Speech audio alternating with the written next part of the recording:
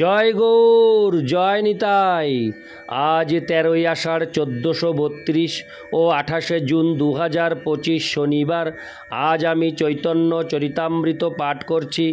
আজ আমি পাঠ করছি চৈতন্য চরিতামৃতের মধ্যলীলা প্রথম খণ্ড, ষষ্ঠ পরিচ্ছেদ, সার্বভৌম ভট্টাচার্য, উদ্ধারের শ্লোক 73 থেকে 79। নারায়ণ হে নারায়ণ,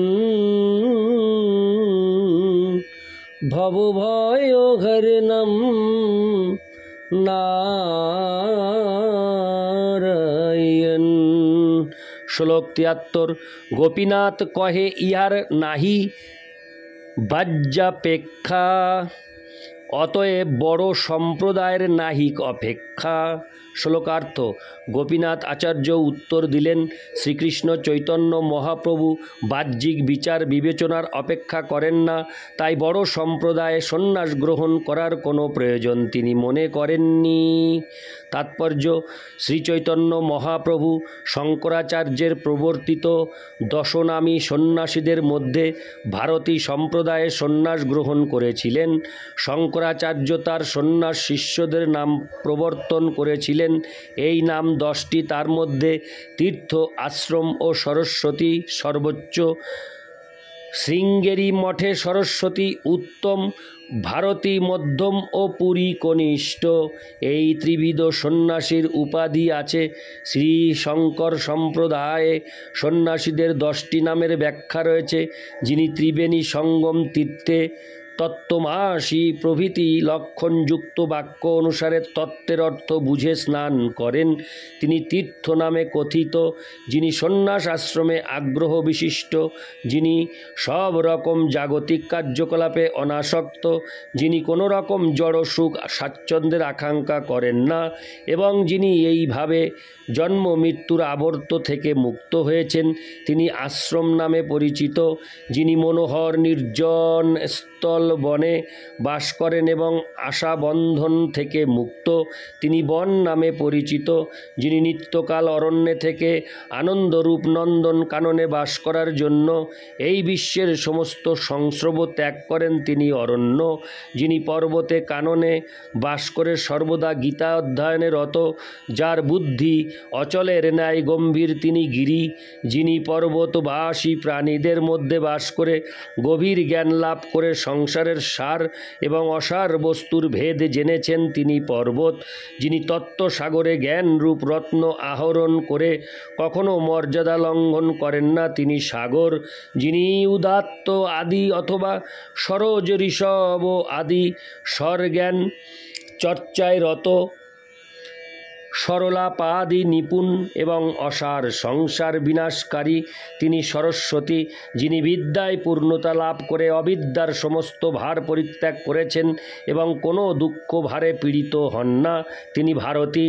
যিনি তত্ত্বজ্ঞানে পারঙ্গম এবং পূর্ণ তত্ত্বপদে অবস্থিত হয়ে নিত্যকাল পরম ব্রহ্মচর্যায় রত, তিনি পুরী নামে খ্যাত।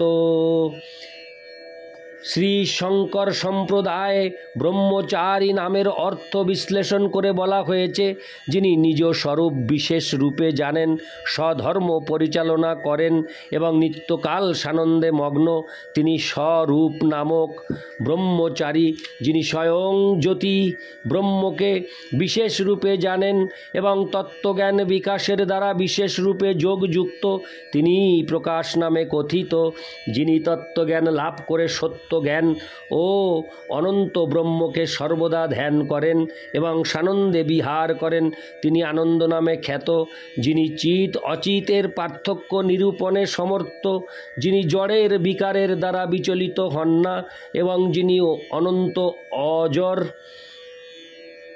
এবং মঙ্গলময় ব্রহ্মকে জানেন, তিনি বিদ্বান এবং চৈতন্য নামে অভিহিত হন। সার্বভৌম ভট্টাচার্য গোপীনাথ আচার্যকে বললেন, শ্রী চৈতন্য মহাপ্রভুর নাম শ্রীকৃষ্ণ এবং ব্রহ্মচারী উপাধি চৈতন্য, সুতরাং শ্রীকৃষ্ণ নাম সমস্ত নাম থেকে উত্তম। কিন্তু শ্রী মন্মহাপ্রভু সর্বোচ্চ সরস্বতী সম্প্রদায়ে প্রবেশ না করে মধ্যম সম্প্রদায়ে প্রবিষ্ট হয়েছেন। তার উত্তরে গোপীনাথ আচার্য বললেন যে এর মধ্যম সম্প্রদায়ে প্রবেশ করার কারণ এই যে এর বাহ্যাপেক্ষা নেই।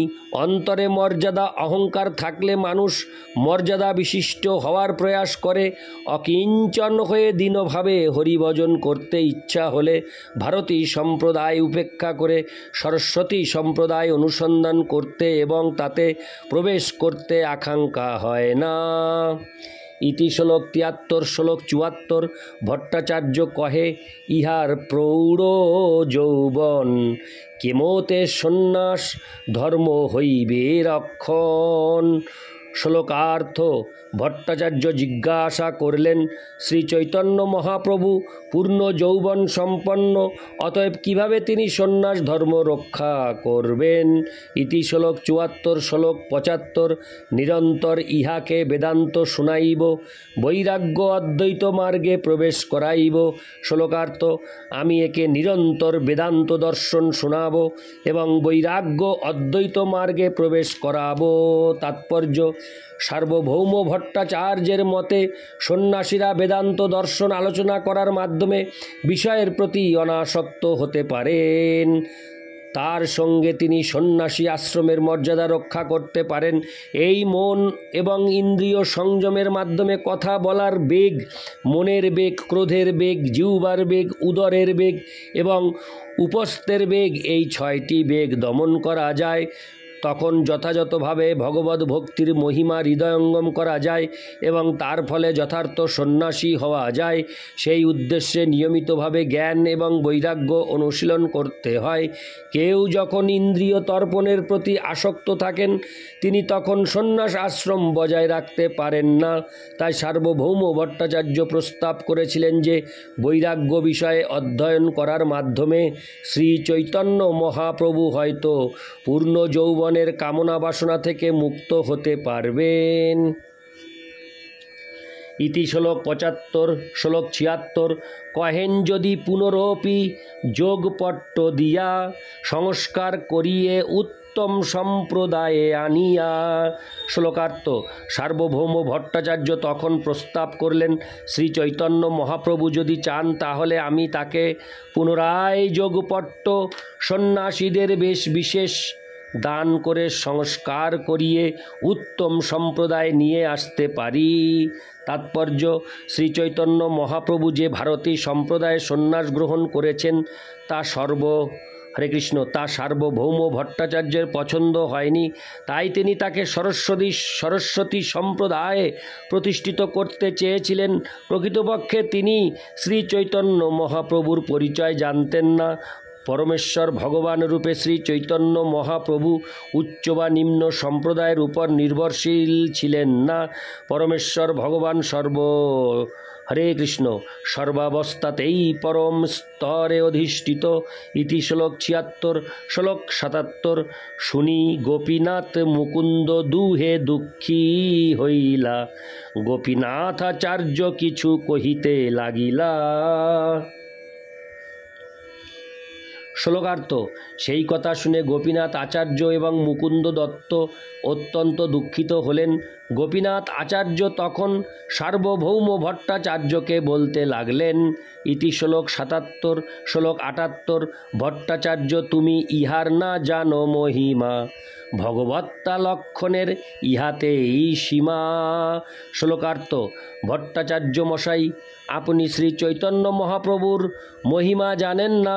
পরমেশ্বর ভগবানের সমস্ত লক্ষণগুলি এর মধ্যে সর্বতোভাবে বিরাজ করছে। তাৎপর্য: সার্বভৌম ভট্টাচার্য ছিলেন নির্বিশেষবাদী, তাই নির্বিশেষ ব্রহ্মজ্যোতির অতীত পরম তত্ত্ব সম্বন্ধে তার কোনো ধারণাই ছিল না, কিন্তু গোপীনাথাচার্য তাকে বলেছিলেন যে শ্রী চৈতন্য মহাপ্রভু হচ্ছেন পরমেশ্বর ভগবান। শ্রীমদ্ভাগবতে 1-2-11 বিশ্লেষণ করা হয়েছে, যারা তত্ত্ববেত্তা তারা পরম তত্ত্বকে 3টি সংজ্ঞায় সংজ্ঞিত করেন। বদন্তি তত্ত্ববিদস্তং যজ্ঞানমদ্বয়ম ব্রহ্মেতি পরমাত্মেতি ভগবানীতি শব্দতে। যারা তত্ত্ববিদ তারা অদ্বয় পরম তত্ত্বকে ব্রহ্ম, পরমাত্মা এবং ভগবান এই 3টি সংজ্ঞায় সংজ্ঞিত করেন। পরমেশ্বর ভগবান ষড়ৈশ্বর্যপূর্ণ। গোপীনাথ আচার্য সার্বভৌম ভট্টাচার্যকে বলেছিলেন যে এই 6টি ঐশ্বর্যই পূর্ণরূপে শ্রী চৈতন্য মহাপ্রভুর মধ্যে বিদ্যমান। ইতি শ্লোক 78, শ্লোক 79। তাহাতে বিখ্যাত ইহ পরম ঈশ্বর, অজ্ঞস্থানে কিছু নহে বিজ্ঞের গোচর। শ্লোকার্থ: গোপীনাথাচার্য বললেন শ্রী চৈতন্য মহাপ্রভু পরমেশ্বর রূপে বিখ্যাত। যারা অজ্ঞ তাদের পক্ষে এই তত্ত্ব উপলব্ধি করা কঠিন। ইতি শ্লোক 79। নারায়ণ হে নারায়ণ ভবভয়হরণম নারায়ণ।